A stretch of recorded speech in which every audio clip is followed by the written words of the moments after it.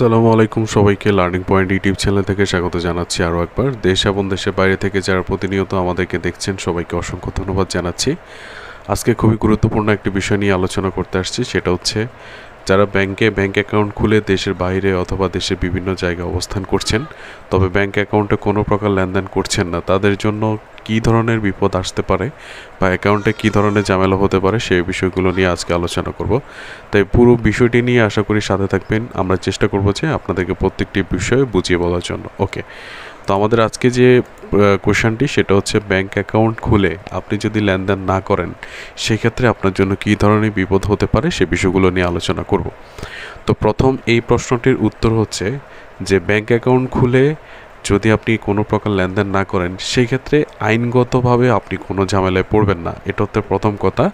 আর বিপদ বলতে হচ্ছে আপনার অনেকেই চিন্তা করেন যে আইনগত ঝামেলা, ব্যাংকের আইনগত কোনো ঝামেলায় পড়ে যাবেন কিনা। এই বিষয়টি আসলে এরকম কিছু না, তবে আপনি যে বিষয়গুলো অ্যাকাউন্ট কেন্দ্রিক বা আপনার যে অ্যাকাউন্ট খুলেছেন সেই হিসাব কেন্দ্রিক যে ঝামেলাগুলোতে পড়বেন সেই বিষয়গুলো আপনাদেরকে দেখাচ্ছি। ওকে, এক নম্বরে যদি আপনাদেরকে দেখাই সেটা হচ্ছে যে এক নম্বরে রয়েছে ইনঅ্যাক্টিভ বা ডরমেন্ট অ্যাকাউন্ট। যদি আপনি অ্যাকাউন্ট খুলে কোনো প্রকার লেনদেন না করে থাকেন সেক্ষেত্রে কিন্তু আপনার অ্যাকাউন্টটি ইনঅ্যাক্টিভ অথবা ডরমেন্ট অ্যাকাউন্ট হয়ে যাবে। তো এখানে প্রশ্ন হচ্ছে যে ইনঅ্যাক্টিভ বা ডরমেন্ট কিভাবে হয় সেটা বুঝিয়ে বলছি। সেটা হচ্ছে যদি আপনি 6 মাস বা 1 বছর ব্যাংকের নীতিমালা অনুযায়ী কোনো ধরনের লেনদেন না করে থাকেন সেক্ষেত্রে আপনার অ্যাকাউন্টটি ইনঅ্যাক্টিভ হয়ে যেতে পারে। সেটা হচ্ছে 6 মাস থেকে 1 বছর পর্যন্ত। আর যদি আপনি দীর্ঘ সময়, যদি 2 বছর বা তারও বেশি সময় লেনদেন না করে থাকেন সেক্ষেত্রে অ্যাকাউন্টটি ডরমেন্ট মানে নিষ্ক্রিয় হয়ে যাবে, একেবারে বন্ধ হয়ে যাবে। তো এটা হচ্ছে ইনঅ্যাক্টিভ এবং ডরমেন্ট অ্যাকাউন্টের ক্ষেত্রে যদি আপনি লেনদেন না করে থাকেন সেক্ষেত্রে ইনঅ্যাক্টিভ অথবা ডরমেন্ট হয়ে যাবে। এই বিষয়টা আশা করি বুঝতে পেরেছেন। এবার হচ্ছে দ্বিতীয়ত যে অ্যাকাউন্টের সীমাবদ্ধতা, যে আপনার অ্যাকাউন্টে ডরমেন্ট অথবা ইনঅ্যাক্টিভ হয়ে গেলে কী সমস্যায় আপনি পড়বেন সেটা হচ্ছে আপনি যদি অ্যাকাউন্টে যদি ইনঅ্যাক্টিভ বা ডরমেন্ট হয়ে যায়, কোনো কারণে আপনি যদি লেনদেন বন্ধ করে দেন সেক্ষেত্রে অ্যাকাউন্টে সাধারণভাবে টাকা জমা বা উত্তোলন সহ অন্যান্য যে সকল সেবা আছে প্রত্যেকটি সেবা কিন্তু বন্ধ হয়ে যাবে। 2 নম্বর হচ্ছে চেক বই ব্যবহার বা ATM card, debit card, internet banking, mobile banking যদি চালু থাকে আপনার মোবাইলে সেগুলো কিন্তু অবশ্যই বন্ধ হয়ে যাবে। এটা হচ্ছে আপনার ব্যাংক কর্তৃক যে সীমাবদ্ধতা সেটা হচ্ছে এই সীমাবদ্ধতা। যদি ইনঅ্যাক্টিভ অথবা ডরমেন্ট থাকে সেক্ষেত্রে কিন্তু আপনার চেক বই ব্যবহার, ATM, debit card, internet banking, mobile banking প্রত্যেকটি সেবা কিন্তু বন্ধ হয়ে যাবে।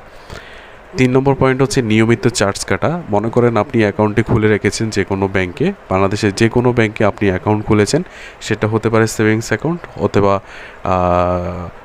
ডিপিএস অথবা অন্য যে কোনো অ্যাকাউন্ট হতে পারে। সেটা হচ্ছে যদি নিয়মিত আপনি অ্যাকাউন্টে লেনদেন না করে থাকেন সেক্ষেত্রে অ্যাকাউন্টে কোনো লেনদেন না থাকলেও বার্ষিক একটি চার্জ কর্তন করা হয়, এসএমএস চার্জ কর্তন করা হয় এবং অ্যাকাউন্ট মেনটেন চার্জ কিন্তু প্রত্যেক বছর কেটে নিতে পারে। সেই ক্ষেত্রে কিন্তু আপনার যেহেতু অ্যাকাউন্টে যদি পর্যাপ্ত পরিমাণে কোনো ব্যালেন্স না থাকে সেক্ষেত্রে পর্যাপ্ত ব্যালেন্স না থাকলে সেক্ষেত্রে ব্যাংকগুলো তাদের যে অ্যাকাউন্ট করেছেন প্রত্যেকটি অ্যাকাউন্টের উপরে আপনার কিন্তু অ্যাকাউন্ট নেগেটিভ ব্যালেন্স হয়ে যেতে পারে। এখন অ্যাকাউন্ট নেগেটিভ ব্যালেন্স যদি হয়ে যায় সেই ক্ষেত্রে কিন্তু আপনার অ্যাকাউন্টে যদি টাকা না থাকে পরবর্তী সময়ে আপনি যদি টাকা ব্যাংকে জমা করেন অথবা জমা দেন সেক্ষেত্রে কিন্তু আপনার বড় মাপের একটি অ্যামাউন্ট কেটে রাখবে। মানে হচ্ছে আপনার যেগুলো প্রত্যেক বছরে আপনার মেনটেন চার্জগুলো ছিল সেই টাকাগুলো কিন্তু কেটে রাখবে। ওকে, এবার দেখব যে বন্ধ হওয়ার ঝুঁকি। যদি আপনার অ্যাকাউন্টে লেনদেন না করে থাকেন সেক্ষেত্রে যে বন্ধ হওয়ার বিষয়টি সেটা হচ্ছে আপনি যদি একটু আগে আমরা বলেছিলাম যে 2 বছর বা তার অধিক সময় যদি আপনি কোনো প্রকার লেনদেন না করে থাকেন সেক্ষেত্রে একেবারেই কিন্তু অ্যাকাউন্টগুলো বন্ধ হয়ে যাবে এবং ব্যালেন্স না থাকলে ব্যাংক কর্তৃপক্ষ অ্যাকাউন্টটি বন্ধ করে দেবে। এটা অবশ্যই অন্যান্য যে ব্যাংকগুলো রয়েছে প্রত্যেকটি ব্যাংকে আমরা যদি দেখি যে 2 বছর বা তার অধিক সময় যদি কোনো প্রকার কোনো অ্যাকাউন্টে লেনদেন না হয়ে থাকে সেক্ষেত্রে অ্যাকাউন্টগুলো ডরমেন্ট হয়ে যায়। আর ডরমেন্ট অ্যাকাউন্টে বিদেশ থেকে বা দেশে বিভিন্ন জায়গা থেকে আপনি চাইলেও টাকা জমা দিতে পারবেন না যতক্ষণ পর্যন্ত অ্যাকাউন্ট হোল্ডার ব্যাংকে গিয়ে আবেদনপত্রের মাধ্যমে অথবা কেওয়াইসি পূরণের মাধ্যমে অ্যাকাউন্টটি সচল না করছে। সেক্ষেত্রে অবশ্যই আপনারা চেষ্টা করবেন যে ডরমেন্ট অ্যাকাউন্ট যেন কখনো না হয়ে থাকে।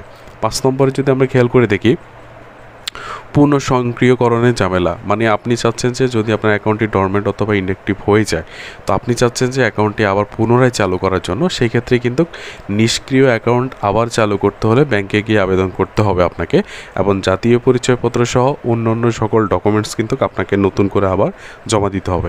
জমা দেওয়ার পরে ব্যাংক কর্তৃপক্ষ KYC ফর্ম, মানে নাও ইউর কাস্টমার ফর্ম যেটি রয়েছে, সেটা আবার কিন্তু পুনরায় আপনাকে পূরণ করে ব্যাংকে আপডেট করতে হবে। আপডেট করার পরে তারপরে কিন্তু আপনি চালু করতে পারবেন আবার।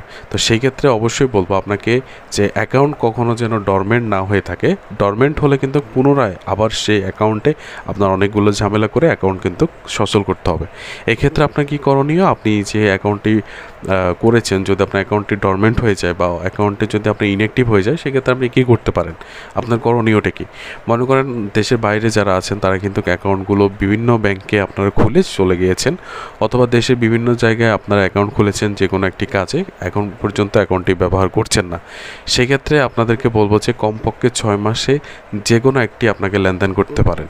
সেটা হচ্ছে টাকা জমা দেওয়া বা উত্তোলন করা যেতে পারে, বা আপনার অ্যাকাউন্ট থেকে আপনি অন্য কারো অ্যাকাউন্টে টাকা পাঠাতে পারেন। যে কোনো একটি ট্রানজ্যাকশান যদি আপনি 6 মাসে একবার করে থাকেন, সেই ক্ষেত্রে আপনার অ্যাকাউন্টে সম্পূর্ণ নিরাপদ থাকবে এবং অ্যাকাউন্টটি সচল থাকবে।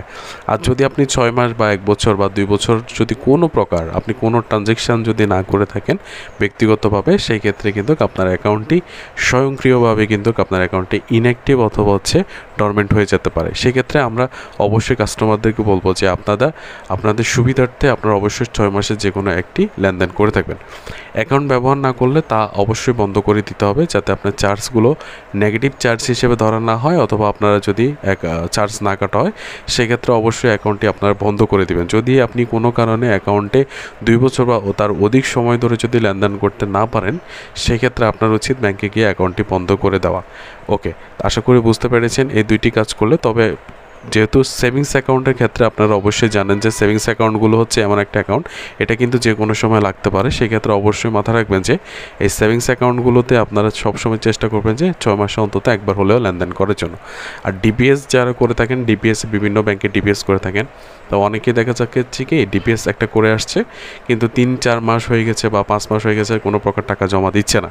সেক্ষেত্রে আপনাদেরকে বলবো অবশ্যই কিন্তু আপনারা টাকা জমা দিতে পারবেন। সেখানে টাকা জমা দিয়ে অবশ্যই ডিপিএসটি সচল রাখবেন। অন্যথায় যদি 5-6 মাস যদি আপনি টাকা না দিয়ে থাকেন, অনেকগুলো ব্যাংক আছে যেগুলোর আপনার যে বকেয়া, সেই বকেয়ার উপরে কিন্তু চার্জ কর্তন করে থাকে।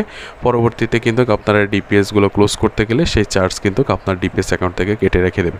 সেক্ষেত্রে অবশ্যই ডিপিএস করার পরে যে ব্যাংকগুলো জরিমানা করে থাকে 1 মাস গ্যাপ দিলে বা 2 মাস গ্যাপ দিলে, সেক্ষেত্রে অবশ্যই আপনারা ডিপিএসগুলো সেখানে সচল করবেন আর সচল রাখার চেষ্টা করবেন। তাহলে আপনার ব্যাংকে কোনো প্রকার ঝামেলা থাকবে না। সাধারণত এই কোশ্চেনগুলো আমরা দেখেছি যে আমাদের বিভিন্ন ভিডিও কমেন্টস আসছে।